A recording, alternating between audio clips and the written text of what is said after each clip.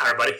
So welcome to the syllabus explanation video and let you guys know how the class is going to work. So first thing is, of course, we're using Canvas. You guys are already comfortable and familiar with that, I hope. And if you're not, you will be. So, and by the way, I'm going to try to keep Canvas fairly simple for you guys. I'm not going to have too many unusual, wild bells and whistles in Canvas. We're going to use primarily, of course, the home page. We're handy for you guys.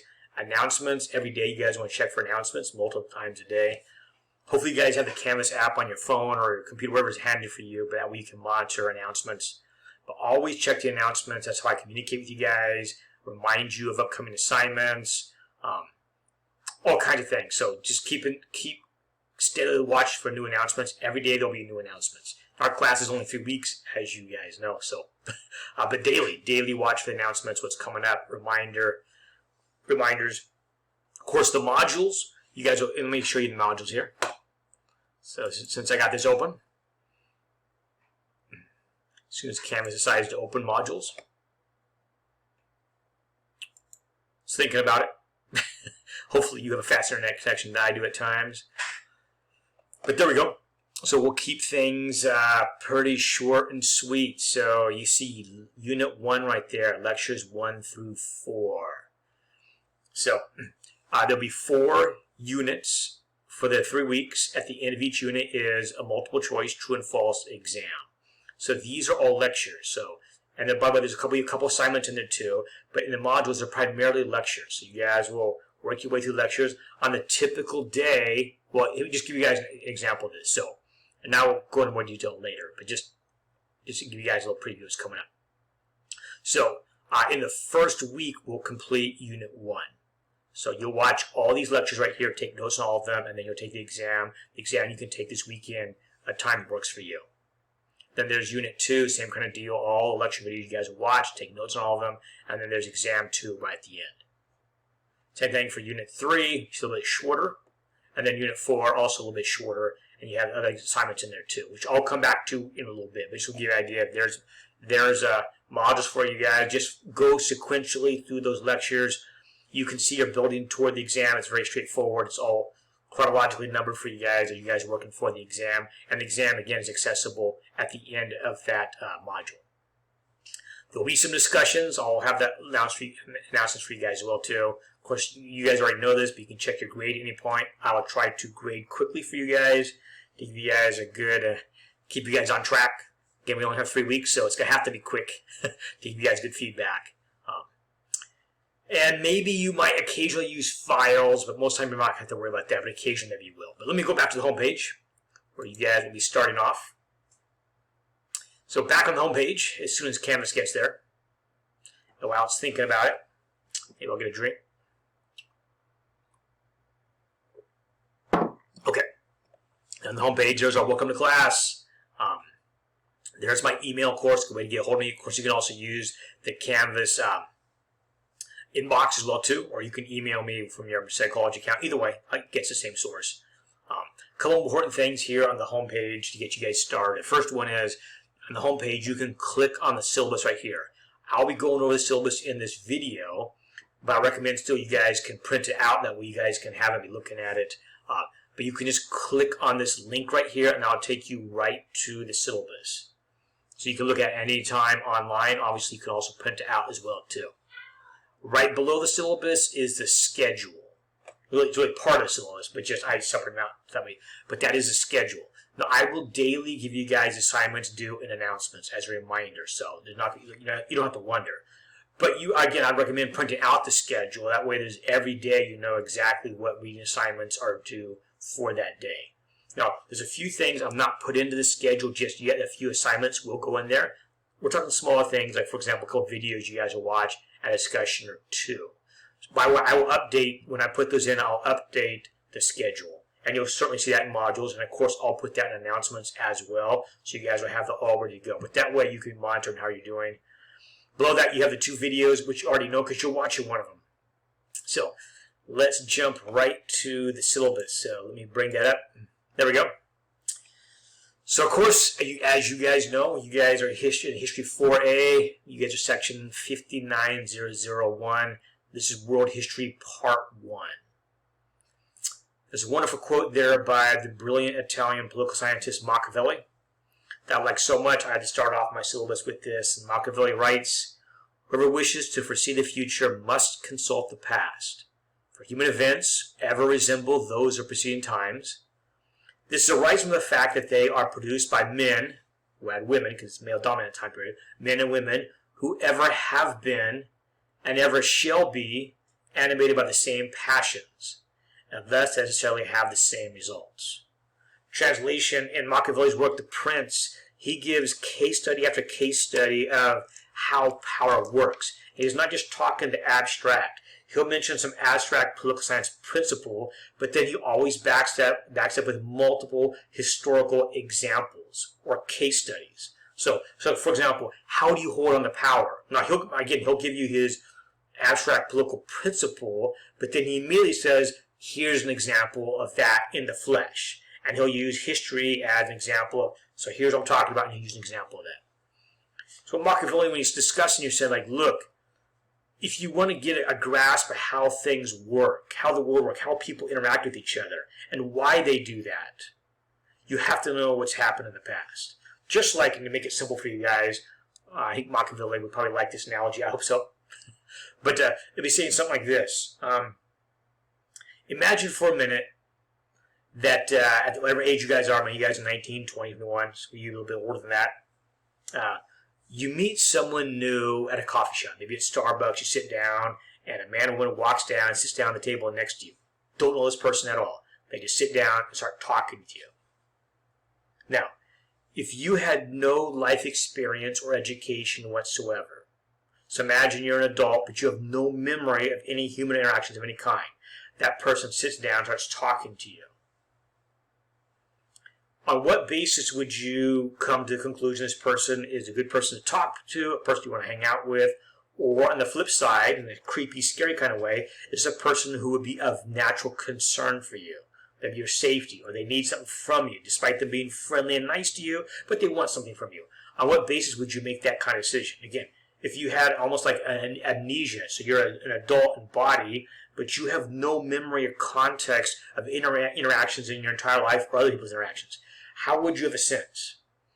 And if you guys wonder, like, what are you talking about? Well, imagine you guys know, for those of you guys who have very young brothers and sisters, or if you have young kids, you know, as you guys know, you can tell a 3 or 4 or 5-year-old anything. You can tell them anything and they'll believe it. And why? They're not stupid. Maybe have an IQ as high, maybe if you're lucky, even higher than you as a parent have. They're not stupid. But they have such a narrow, extremely limited frame of reference. They have almost no context. So when you tell them something, they're like, yes, Santa Claus makes absolute sense. The Tooth Fairy, giant Easter Bunny, yes, Easter makes complete sense, no question.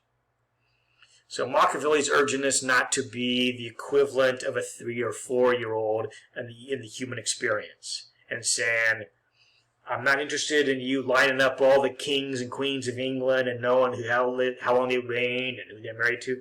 That's not the point. Machiavelli is more practical, I say. It's like, look, if you're wondering how people interact with each other, power, love, passion, jealousy, ambition, values, character, all these things. We don't have to go, again, and go through the world with the eyes of a 3 or 4-year-old. We can respond as an adult. Not only with our own personal experience, and you guys, it's all right for all you guys, right? A lot of you guys have already been through a lot of stuff. And we build on that, right? But we would be foolish to think that my personal experience, my parents, my family, my community, where I grew up, that's sufficient for me in the 21st century to be a citizen of the world and a citizen in this democracy. That every experience I need to know about has already happened to me, been witnessed by me. I don't need to know anything else. As you guys know, there's a ton of things, just you and I, no matter how busy our life may have been, that we have no personal awareness of. Many of them, thank God. But others of them, I would like to experience some of those things. It may or may never happen in person, but I would like to be informed of how those things work. Right? We don't have to learn everything the hard way. So, all right. I won't spend too long on that, but I give you a little preview, and that's Machiavelli, by the way, there on the left. That's in the Uffizi Gallery there in Florence, Italy. And then on the right, that's Calliope. She's a Greek goddess of eloquent speech and epic poetry. So, now again, not a real person, although Machiavelli certainly was, and she's more the embodiment of what the Greeks call the muses. But she's this embodiment, and according to Greek mythological belief, she was the muse. Again, by the way, muse, from that term, muse means these Greek goddesses that inspire humanity with knowledge and awareness. The arts, poetry, literature, music, etc. And you kind of wonder, like, how is a person creative? The Greeks kind of personalized this by the idea of this mythology, of these goddesses who give certain individuals special insight into some artistic expression of one kind or another. So, Calliope, she, according to the Greek understanding, was the muse who influenced Homer as he wrote the Iliad and the Odyssey, that masterpiece of Greek world literature describing the epic journey of Odysseus, the Trojan horse, and Achilles, and Hector, and all that drama, which you guys remember in my 4th grade. I remember back when you guys studied the Iliad and the Odyssey. But that profound document on the human experience of the best and worst of the Greek mind, and honor and heroism and folly and arrogance and mistakes, and all that. And according to the Greek perception, that comes from that goddess right there. And I want to give you guys a little sense of some of the wisdom coming from the Odyssey. So Homer writes, men, again, we'll add in the ladies because we'll add humanity in general. Men are so quick to blame the gods, they say, that we devise their misery.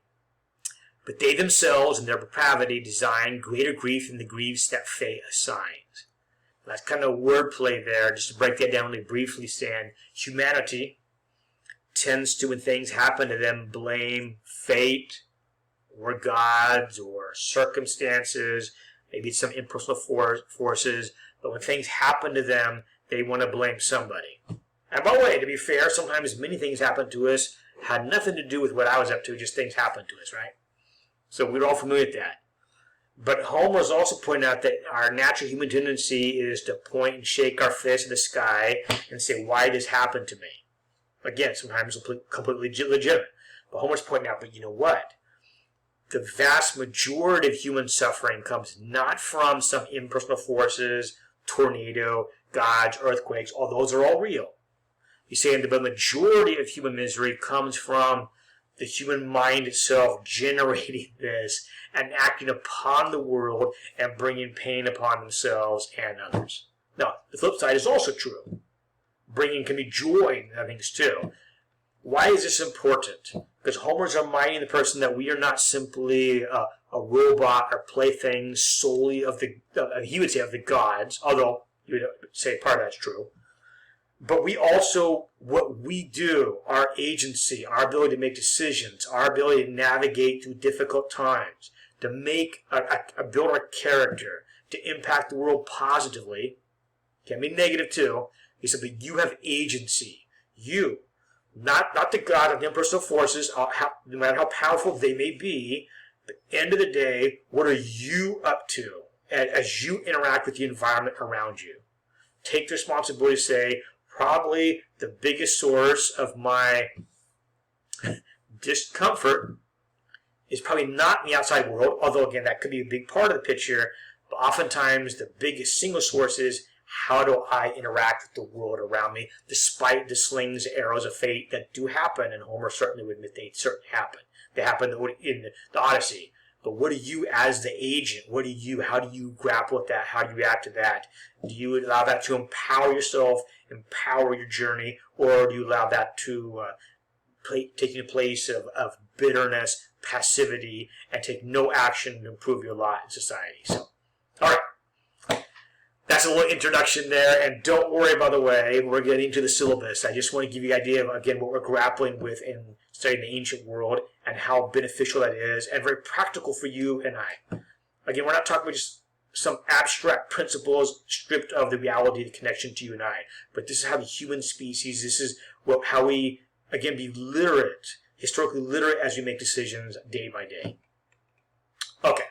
So I'm going to fast forward through some of this, which is probably good news to some of you guys, but this is not simply a Western thing. I mentioned Machiavelli, who is Italian, and Calliope, who's, again, a Greek conception, but this is not unique to the Western world, though. Again, we have Herodotus there on the left, but this is also a conception of many societies. In the middle there, you have the great Chinese historian Sima Qin, and then the Muslim Arab historian Ibn Khaldun. So it's not simply a Western perspective on history that many of these analytical studying of the human experience is done, and that has many universal aspects to it, not simply a Western perspective, despite the power of that Western perspective. All right, so let's get into some brass tacks, which you guys are waiting for. So, okay. Please review the syllabus carefully. You guys are doing that right now. I recommend you guys print it out. So let's get into the nitty-gritty here. So Professor, that's me right there, Professor Lorenz. Welcome to class, everybody. My office in the IEC building on campus, Social Science, Building A, Room 219, but this is an online class. I will not be there this summer. Although, I do encourage you guys, if you're in class this fall, I'd love to have you guys drop by briefly. I'd like to meet you guys in person. So whether these 3 weeks were wonderful for you or a grinder or maybe a combination of the two, it'd be nice to see your face walk through the door because I will be on campus this fall, but not this summer. But I still want to give you guys my office number in case this fall you guys want to swing by and say hi. I'd sure like that, so please do. There's my office phone number. Again, please don't use that right now because I'm not in my office. I won't get those voice messages right now. But this fall, I will be. But the way to get a hold of me right now for our classes, of course, is there's my email. Perfect. I monitor that, especially when I'm teaching almost all day long. I'm checking that out. Now, if it's really late at night, it might not respond to that. So I can't guarantee you I'm going to get instantly respond. But I will be very on it these 3 weeks to try to get back to you quickly. Zoom office hours be very helpful for you guys. Every day from 1 to 2 p.m. I'll be available on Zoom. So if you guys want to drop by for any question, want to discuss something, have a question in mind, whatever reason to come by, I'll be happy to have you. I'll share the Zoom information with you guys and announcements. But just come on Zoom and we can chat. I can help you guys, and that'll be good. All right. Now, I mentioned Zoom a little bit. Now, this is important, this next thing, and I will have a Zoom class every day, Monday, Tuesday, Wednesday, Thursday, from 12 to 12:50. Now, this is important. The Zoom class is not required. It's not. If you guys are working, you can't do it, it will not affect your grade at all. You're fine. It's completely optional. But, it's an important but, I highly, highly recommend it. So if you can, it's only 15 minutes, but in that 15 minutes, we're going to discuss what we read in class. Honestly, you guys will need help. There'll be things you read, you're not going to be able to have a complete understanding. That's why, by the way, if you understand everything completely, this class will not be appropriate for you guys. You should be teaching. So there's things I can help you guys with. Also, just much more enjoyable. Honestly, like, I'm a big reader. I love to read. I enjoy it immensely. It's one of the pleasures of my life. And that's wonderful, but it's better to do that in the company of someone else. They will see something you won't see. By the way, and vice versa. I love doing it with my students because some of the students, even though I've been teaching this subject for quite a few years, they'll see something in a text I've read through 20, 30 times. It never occurred to me like, that's interesting. I never noticed that before. So I encourage you guys to come to that. I do not lecture in that. It simply is discussing the homework you guys read from the previous class. So it's fabulous. I really enjoy it. It's very good for your grade, and it has some advantages for you guys. Again, it's completely optional. If you can't do it, schedule-wise, it's fine. But it's a good way to meet your classmates, practically socialize a little bit, about a chance for me to sit down with you a little bit and discuss the readings, and they're fascinating. You guys will enjoy it. And honestly, I'm going to share you guys a little tip for you guys, too. Oh, hold on a second. These are the 2 books, by the way, you guys will need. There we go. There's a Guesses by Anthony Everett. You guys will enjoy that. And here's your textbook. So we'll be discussing both of those books in that Zoom class. Now I'm going to give you guys a little tip here. You guys already know this a little bit, but if you don't, it's part of your education that is not in the college catalog, but you need to hear it. After a little dramatic pause, while I'm getting a drink. Okay, so when you guys are on the job market or sitting in a college class, what is the best way to get a good grade? You don't have to be a rocket scientist. You guys have been doing this since kindergarten, preschool. Do the work, excel at the work, you get a good grade. Absolutely true, and that's foundational, obviously. But, and you guys, if you've thought about this, you guys are on this too. If you connect with your teacher, now your professor, can that be helpful to you? The answer is yes. Does not necessarily mean they give you a higher grade per assignment. That's probably not ethical. But A, you're getting help. You'll do better naturally because you're more plugged into class. Again, you don't have to be a genius to realize that, but you're just more plugged in. And then honestly, a lot of life, and you guys already know this, right? It has a certain level of subjectivity to it. It just does. Now, again, I try to grade very objectively, as all professors do. I try to be very, for example, when I grade your final papers, I usually try not to look at the name. Don't want to do that. I want to grade completely on the black and white in front of me. But just the reality of the world is, if you have made strong connections, when that small part of the brain that is subjective is calculating that final grade, do they not, because you have a good connection with you, maybe give you a slight additional edge? Yes. Again, I'm not saying, so I'm just saying, be smart, know how the system works. Now, I'm not saying you can do poorly in class and you attend the Zoom sessions and that's going to make up all the difference. No, it will not. But you guys got to know this is how things work, the intangibles, right? The intangibles. Those connections, they matter. So be smart. So A, it's more enjoyable to be in class with your fellow students discussing the readings. Again, since we can't be there, I really miss being in class with all you guys. But in that Zoom hour, we can be together to a certain extent. Now still, we're in little bubbles, I get it. Our little squares. It's not ideal, but it is what it is, right? But still can be a good part of the enjoyment and pleasure of the learning, but also just be smart. It practically is very good for you. It's how the world works. So, all right. But again, not required. Again, if you guys do good, that will no way negatively affect you. I'm objective. You'll be fine. But if you can make it, it's a superior learning experience. Make it happen. It's also smart. All right. That's enough of that. Our class dates, as you guys see, are from June 23 to July 8. 3 weeks, starting 23. Doesn't sound right. 21. June. Let's fix that right now. I don't know what's going on. I don't know what's going on with that. Okay.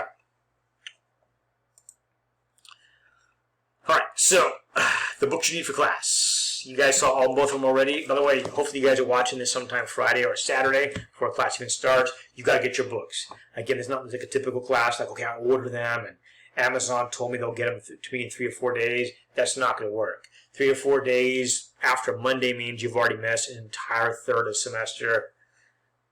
Deep, deep trouble, probably not recoverable. So get to the bookstore, whatever you got to do. You got to get these books. You want to have them Monday ready to go. So these 2 books, just need 2. It's right here. As you guys see on the screen in front of you as well, too. Augustus by Anthony Everett and Augustus Caesar. You guys really enjoyed that. By the way, you guys share many things in common with him. He begins his climb to power at the age you guys are right now. So don't think it was just some old guy with gray hair and you're reading about some old couple. He's your guy's age when the drama in his life, and when I say drama, I mean drama really begins to unfold and it goes on to change the world. All that happens when he's a very young man. And then your other textbook, which is this right here. Now, by this not a normal textbook, it's called a primary source reader. It's full of primary source documents. We'll get into that a little bit more, but all right. So those are 2 books you guys need.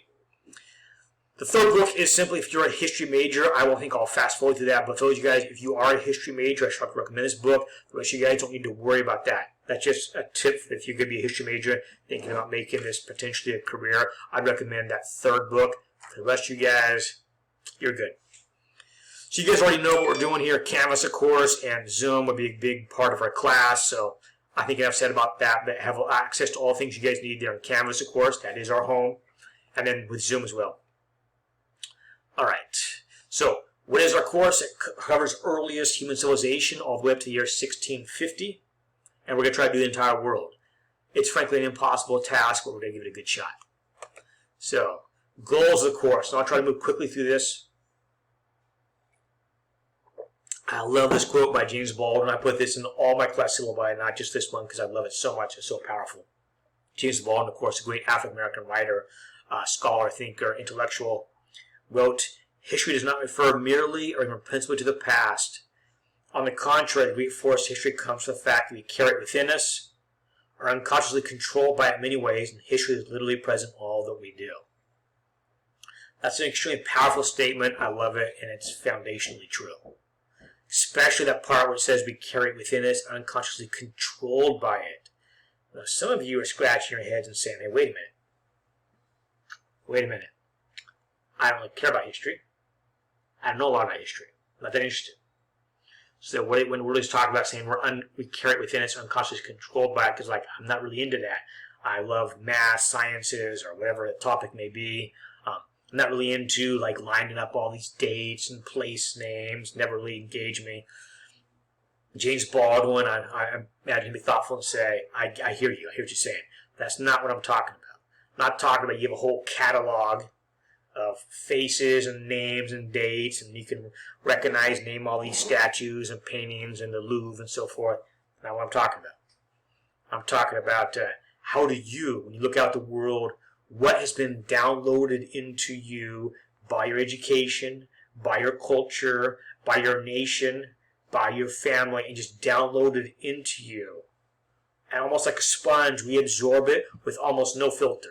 Now, you guys are old enough now already in college, you guys already begin to filter, so of course some. But the reality is we probably absorb 95% of simply what's given to us. We'll filter like 5%. James Baldwin say that's why you need to go back and study what's happened before. So you have a better ability to stand outside of the immediacy of simply being a receiver. Again, a 3 or 4 year old. That you can able to step back a little bit and have a little bit larger perspective. So when things are simply fed to you, that you can be able to step back and be more of a I wouldn't say necessarily skeptical, but critical. Critical to say, I see what you're saying, but you know what? What about this? Or maybe even more profound is saying, what do I think? And I'm able to step back from my own perspective, from my own little microcosm, from my own little world. I'm able to step back and say, why would I think that way? Oh, that's getting deep. Why would I think that way? Why have I always thought that way? What's the origin of that thought? What is the basis of that thought? Whether it's ethics or you name it, politics and so forth. By the way, society typically is not willing to help you do that. And I won't spend too long on this, but when you, if you're interested in the news, some of you guys aren't, but let's suppose you want to find out about Biden's recent trip meeting Putin. Now, maybe you don't care. Let's say you care. Okay, so you want to find out about that. Now, if you go to Fox News, they tend to be very strongly Republican, and Biden being Democratic president, are they going to give you an objective viewpoint of Biden doing that? And he's meeting with Putin? No. There's going to be very little nuance in that. They're going to trash you. Now, let's flip it. Let's back up a little bit in time.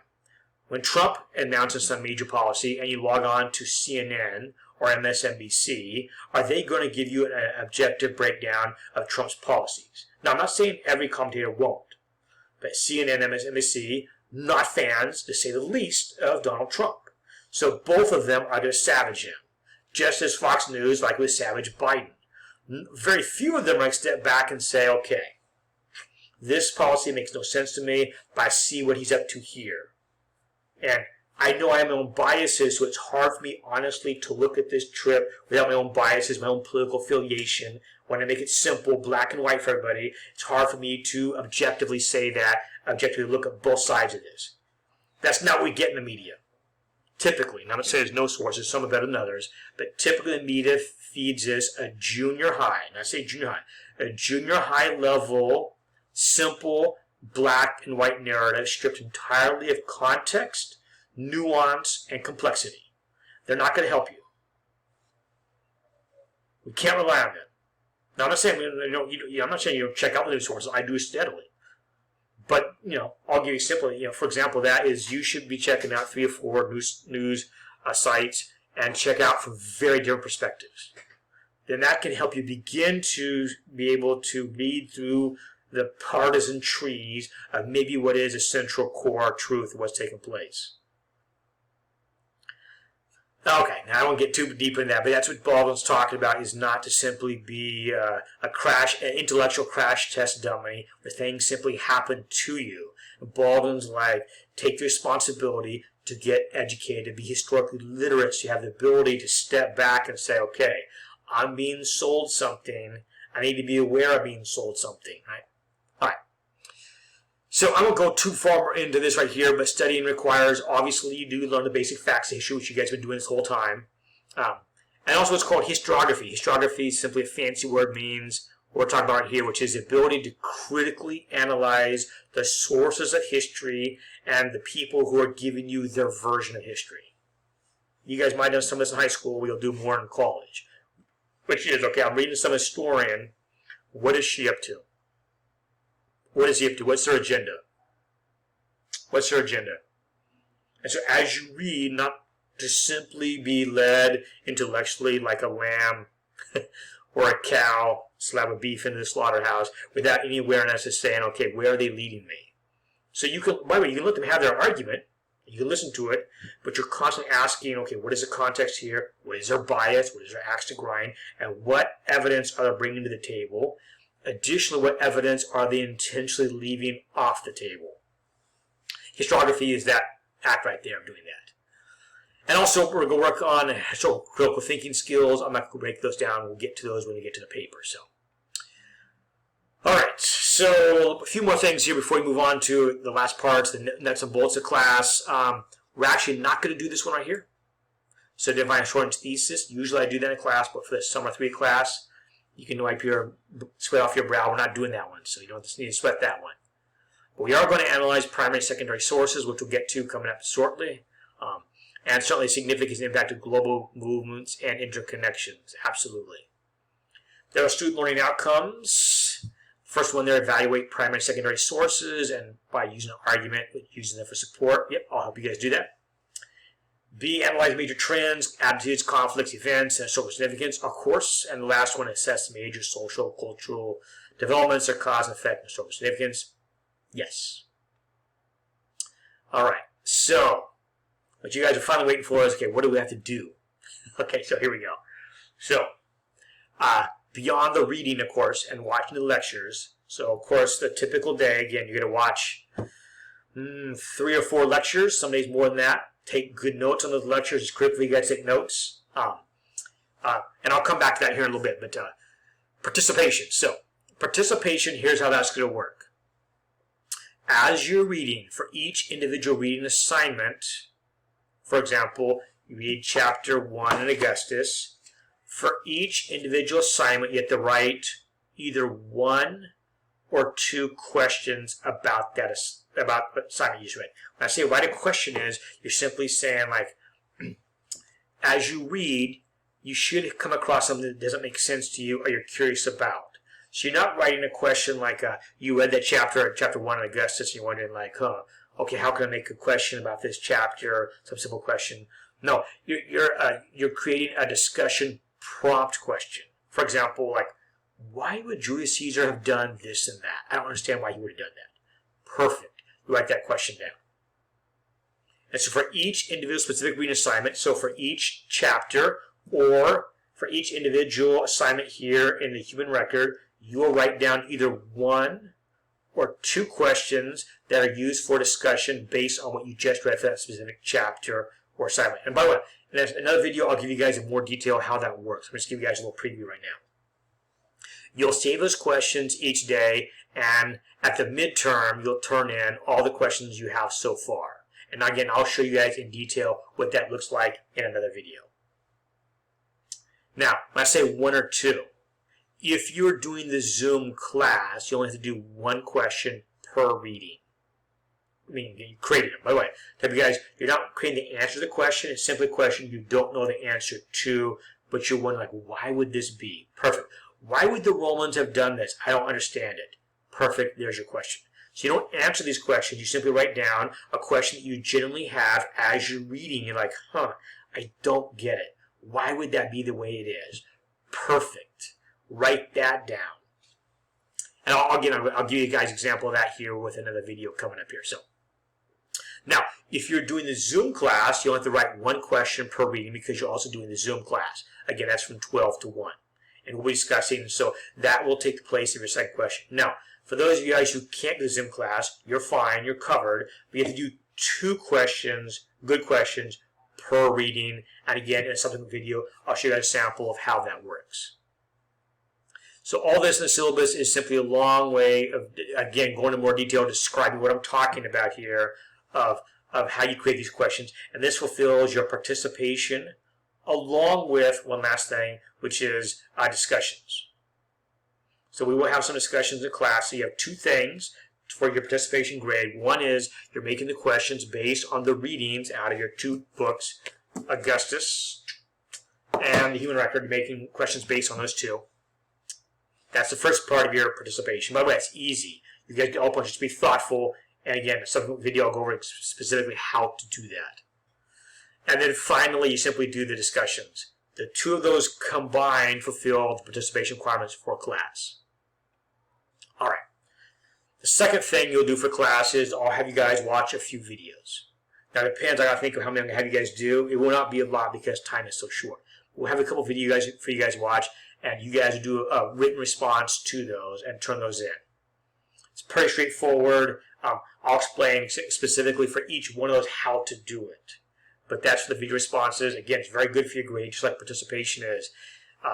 Both that and video responses is a great way to help you grade out. Just be thoughtful, put the time in, and you get all the points for both of those. Both participation for your questions and for your discussions and for your short video responses. And again, video responses is I will have selected a video for you guys, provide the link for you guys. Don't worry about that. You simply open the assignment, you'll watch that video, and you'll do your typed response and submit it in Canvas.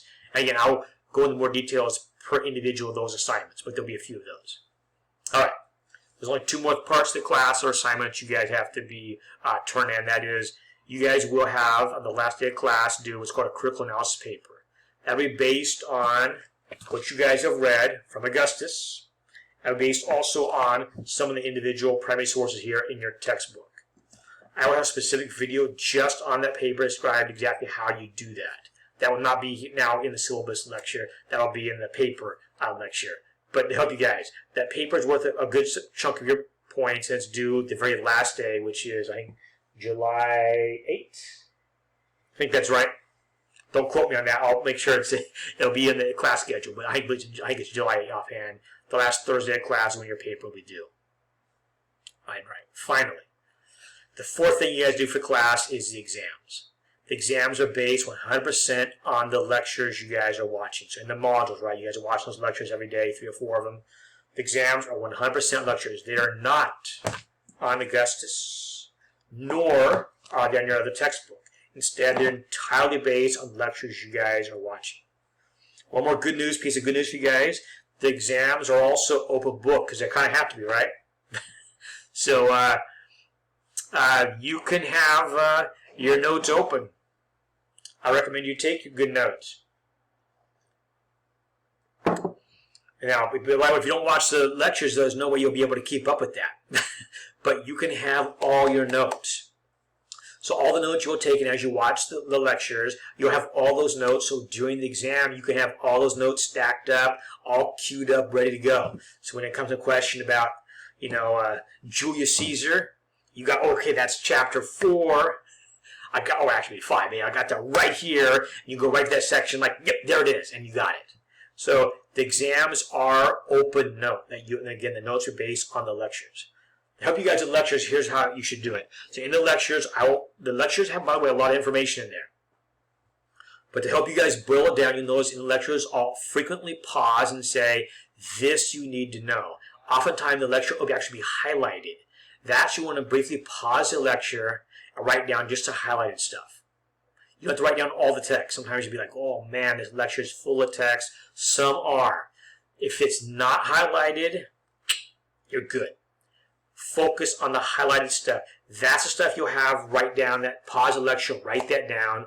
When you get ready to study for the exam, review that stuff so you're very familiar with it. And then on the exam itself, again, you can still have it with you, but you reviewed it so you're very comfortable. And so you can, if you ever come across a question, you're like, I don't know, you can immediately go to that place in the notes from that chapter and find the answer in your notes. So it'll be very helpful for you guys. So the exams are all true and false, multiple choice. They're timed, of course. But if you've done a good job studying and you took good notes, Again, it's open note, and so you can use those. By the way, there's a temptation. I know there's a little demon on your shoulder right now, a little suggestion like, well, do you really have to watch all the lectures? Well, how would you get the notes ready? And then, by the way, if you don't study the notes, if you watch the lectures and you take the notes, if you don't study the notes, you might be fumbling around looking for where's the right place in the notes. So before the exam, naturally study the notes, the highlighted stuff that you had written down, and use that for the exams. If you do that, you guys should do very well in the exams. All right, so how does all this break down? You see, so participation is what 25% of your grade. But again, that's just two parts, right? The questions you make responding to the two readings you guys have. Well, it's more reading, maybe the two sources, Augustus and your textbook. And then discussions. So those two add up. And then your short video responses. And by the way, I don't know whether we'll have that many or not. You see 80 points there? Maybe. So some of this may be subject to change. I'll, of course, let you guys know what that is. The critical analysis paper is worth 150 points. That's about a quarter of your grade. Again, that's due the very last day of class. Be really helpful for your grade 2. And finally, you have 4 exams. The first one, which will be the Friday of the first week, and then you have one second exam the second week, and then 2 the final week. Each exam is worth 50 points, as we talked about. If you guys take good notes and you study those notes, you guys will do well in those exams. That's the whole class. It breaks down mathematics. I don't have percentages. It just you'll see that, and you'll see that as I'm grading. You'll see as your grade begins to fill in. All right, general class information, late work. Well, there's not really a lot of opportunities for late work in our class. Our class is done in 3 weeks, so if you fall behind, that's kind of it, right? Just not going to happen. So there's really not a chance for late work in a class like this. Late means you didn't make it. That's kind of what that means. So absent students risk being dropped. Again, that's not probably going to work itself because, in a 3-week class, and again, we're not in person, so absent. I would just say if you don't do the work and keep up, and that means every single day, it's just you're going to fall behind, and there's no way to get caught up. It's just not possible because it is so intense. Again, that'd be like going to Marine boot camp and say, like, hey, I got to see family be gone for a week or 2. Is that a problem? Now, if you don't want to be a Marine, it's not going to be a problem. But if you want to be a Marine, that's not going to work. So, by the way, if a couple of you, and I know a few of you, after watching this video and thinking of all the reading you have to do, a couple of you are like, I don't know about that. Now, by the way, I think you guys can all do it. Absolutely, you can do it. But, and I know life comes up sometimes. Maybe, life takes a turn in the next week or so, and you can't make it. You guys protect your GPA drop. I very rarely drop students. Now, I do some. But I always err on the side of not dropping because I don't know students, if they're gone for a class or 2, maybe emergency happened. I don't want to drop them and put them in a jam. So I'll usually leave that on the student. What that means, though, is sadly some students, life gets complicated, whatever's going on, and they stay on my roster at the end of the semester, and they don't drop, and I don't drop them. That means they get an F. Don't do that to your GPA. If for some reason you have to drop, we'll miss you. Hope that doesn't happen. But if you have to, absolutely protect your GPA. It's easy to drop online. Just go online and drop. Don't take that hit to your GPA. Last few things here. I'm going to wrap up this video. So academic dishonesty, of course. Now this primarily would happen, obviously, taking the exams or actually any activities in class. Make sure you're doing your own work, right? So every semester there's a few students who they listen to that little imp on the shoulders like Google stuff.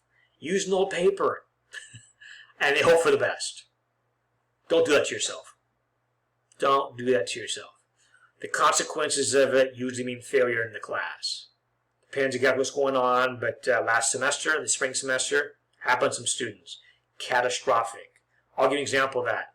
If a student plagiarizes their paper, that's a 0 for the paper. You can't recover from that. You have a pretty good grade, and that grade will take you under. So, and to help you guys, let's go worst case scenario. Let's suppose it's July 8th, it's 3 a.m., you're exhausted, you're working on the paper, you know it's not going to be the quality piece of work you're hoping they're going to be, and you're like, oh man, I'm concerned, I'm worried, I've got behind, it's not going to be what I thought it was going to be. I beg you, for your own good, not for me, for your own good, even if your paper is poor, but it's yours, that's worth points. So even if the morality does not appeal to you, the sense of right or wrong. By the way, my wrong is very good for many of you, but some of you it's not going to matter right or wrong. You're like, I don't care. I got no problem cheating. I will sleep as sound as I ever do. I'll sleep as good as I ever do. I'm going to feel guilty. I'm good. Okay, I'm talking to you right now for a minute. But if you get caught, you're going to repeat the class. What's going to happen? On the flip side, you turn in that ratty paper that's not very good, it's still worth points. It's worth points. Just do the mental math. Like, look, yeah, my paper's not very good. I turn this thing in, but it's still worth points. I'd say even usually a bad paper, we'll go worst case scenario, an F paper is usually worth at least some points. Some points. And maybe enough to get you what you need, maybe help you get that C. Whereas a plagiarized paper or similar assignment could mean you take that class again. Not to mention what it does to your GPA. So, make good choices. Now, there's some extra credit available to you guys, too. Maybe I'll have to add some other stuff. There's too. Extra credit, all kinds of good things you guys can do for that. There's movies you guys can watch, videos. I encourage you guys to come on Zoom office hours and go into more detail because I don't want to put that too long here in this video. But you can go to the museum, and thank God COVID-19 is definitely not gone, but it has significantly eased up. So there's many fabulous museums who are now open. For example, in the Bay Area, some fabulous museums. The Asian Art Museum, outstanding. The De Young Museum, outstanding. Legion of Honor. The Egyptian Museum in San Jose. If you guys are going down to LA in the next 2 weekends, the Getty Villa in Malibu, outstanding. And they're also worth a considerable number of points. If you go to these museums, do a write-up on it, really help your grade out. I highly recommend that to you. We have some fabulous museums in the Bay Area, and if you guys just happen, it's unlikely, but let's suppose you're going to LA for some weekend in the next 2 weeks. Again, I know most of you are not, but if you are, swing by the Getty Villa. Outstanding collection of Greek and Roman art. Beautiful Roman-style villa. It's fabulous. By the way, you can ask me about that, give you guys more tips. But the other places are local. Asian Art Museum in San Francisco, local. Obviously, De Young, local. It's in Golden Gate Park. Legion of Honor, San Francisco, local. Egyptian Museum in San Jose, good, local. Again, it's a commitment to go over there. I get it. You got to drive over there. But by the way, I really encourage you guys. Extra credit points could make a big difference in your grade. Maybe even notch you up into a higher grade category. So, besides just the experience of being there, it's just my sweetener to get you guys to do something that's a really wonderful experience anyways. So, think about it. There's other things you guys do with extra credit too. But, just keep that in mind. You're welcome to reach out to me, ask me more about it if you're curious. Campus Security Emergency Services, don't need to worry about that because we're not on campus. You guys are good. Last few things here, Zoom etiquette. Obviously when we're in class, Zoom each other, be thoughtful for your fellow students. That means mute yourself, of course, until you need to speak. I guess it goes without saying to be appropriate and thoughtful for your fellow students. You may disagree with their opinion, but that's their opinion. You can give your opinion. We don't get personal, so we'll talk about we can, in a college, a place of respect for each other. We're all adults. We can hear things and disagree with it. We don't have to go to pieces over that, right? Someone might share something that you strongly disagree with. Now, you have a right to respond to that, but don't do that in a personal way. Respond to the idea, not the person. And by the way, part of college education is to hear stuff that you sometimes disagree with and make you uncomfortable. Welcome to college. Welcome to life, right? To all of us, welcome to life. Nobody does not mean we're not passionate, and absolutely be passionate, but we are adults. We can hear stuff like, yeah, I heard you say it, I completely disagree with it, but I don't have to be enraged. I might, again, very strongly disagree with that. That's fine. We can debate the idea, respect the person. And I need to hear the idea. Even if I'm uncomfortable with it, I need to hear it because I need to know where they're coming from. That's part of education, right? Is to hear many things and have this intellectual buffet in front of you. You don't have to eat everything at the buffet, right? I don't know if you guys going to buffets. Some of you guys probably do, some don't. When I go to a buffet, not my favorite form of eating, but sometimes it's fun. I don't just go and take my plate and put every single thing on the plate, right? On the buffet. I okay, I want this one, a little farther. Okay, I like some of that one. Okay, great. But it's still fun to see them all, right? It's part of the whole buffet experience. So why would you want to go to a buffet and say, I only eat one thing at this buffet? That's it, one thing. Then why are you a buffet? Why were you? Anyway, you guys get the idea. So there's all kinds of good services here on campus as well, too. Again, most of you guys are not on campus currently, but just, again, an FYI, if you need any kind of special assistance, the college has many things to make your experience better and safer. Please make use of those. Take a look at the syllabus and reach out to me, too, if I can in any way help. Some more things, again, Student Success Center, Smart Thinking, workshops, academic support might be big for you guys. You guys need tech help, etc. It's a good way to do that. So, all right, I think we're there. I know that's a lot. I encourage you guys to print out the syllabus. I'll have more videos to come to help you guys get going. I'll make a little video on doing the questions. But again, just stay connected with the announcements. Use the modules. Watch the videos. Take good notes. You guys do very well. I look forward to spending the semester with you guys. So welcome to class, everybody. I'm so glad you guys are here.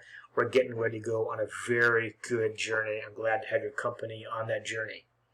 So welcome, everybody, and we'll see you with the next one. So take care, everybody.